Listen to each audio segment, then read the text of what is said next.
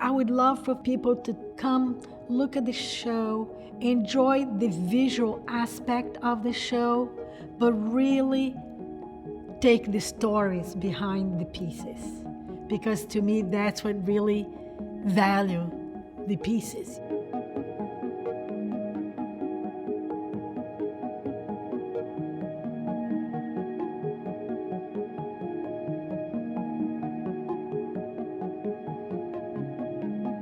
I'm Doris Nogueira-Rogers. I'm an artist originally from Brazil. This opportunity was great because I could one more time talk about pertaining issues of our world today, which is the environment, womanhood or women's issues, and in nature, because I'm such a believer and a lover of nature.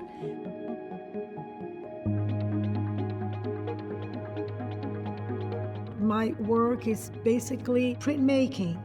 That's how I started. And then it just evolved into this mixed media that has worked so greatly for me. And I love it because I can really experiment. I love the experimentation of the work. I love to do installations, and maybe it's something about the space. This opportunity was great because of the setup of the gallery, so you can really expand and be able to show works that you wouldn't be able to do it in a smaller setting.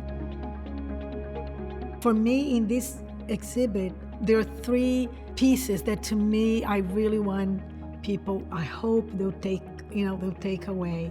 One is the Rio Doce suite.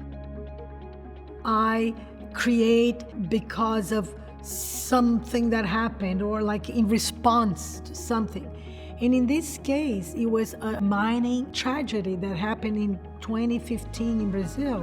One of the dams, erupted and brought down through the Doce River the toxic waste of all that. That came down, taking little towns and everything. But I had been in that area before and was really amazed in my travels in Brazil when you would see where they do the mining, all the different shades that, these oxides in the dirt and all that. I started collecting the dirt, the raw soil, and putting in little bags. And I have done a lot of work that I tint the papers with that instead of using pastel, all these earth tones. But this time I had it, and I was so heartbroken with what had happened that I created this series. It's a suite.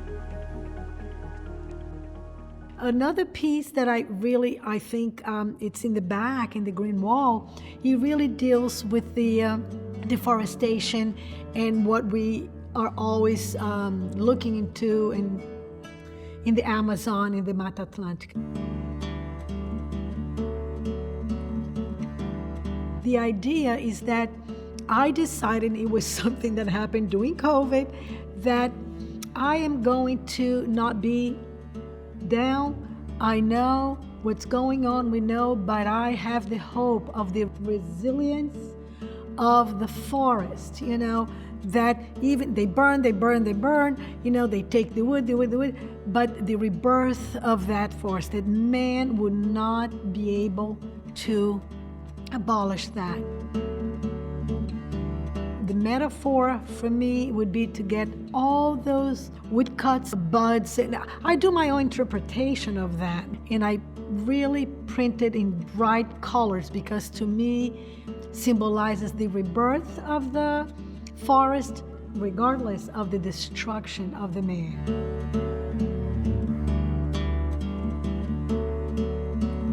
I think my attraction to nature and all really goes back to my grandparents' house. In my dad's side, my grandmother, she had like a ritual. All the clothes were all hand washed. Everything, the linen, everything in the house was white. Even like my grandfather's, work shirts. In the summer, he would wear white linen suits because of the heat. Even that woman would do it by hand. See, she would hang all the wash He was like draped over bushes under the sun because the sun is a natural bleacher. My mom's mother, she was the one like crocheting all the time. And she was funny because she would be crocheting, watching boxing with my dad on TV, but she'd be there sitting crocheting. She was adorable. You take these two elements that I really bring from my childhood. You see the very light monoprints.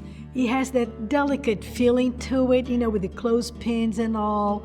It shows that side of women, the caregivers, the family. I have all these rocks painted in pink shades to red and all, because I do believe, with all that people think we are the rocks. I do believe that.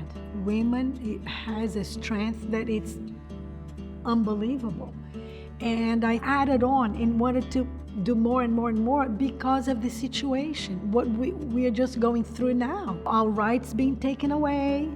So that really gave me the strength to even make the work bigger. And that's what I did.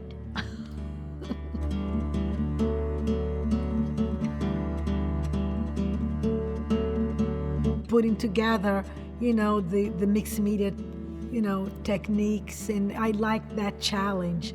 I'm usually creating, and they don't necessarily, sometimes they might be an edition of a print, which I can find myself doing less and less and less of print editions like I used to do in the past. I can't live without making art.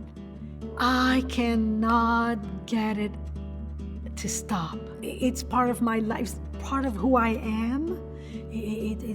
That's that simple. It's that simple. I can't.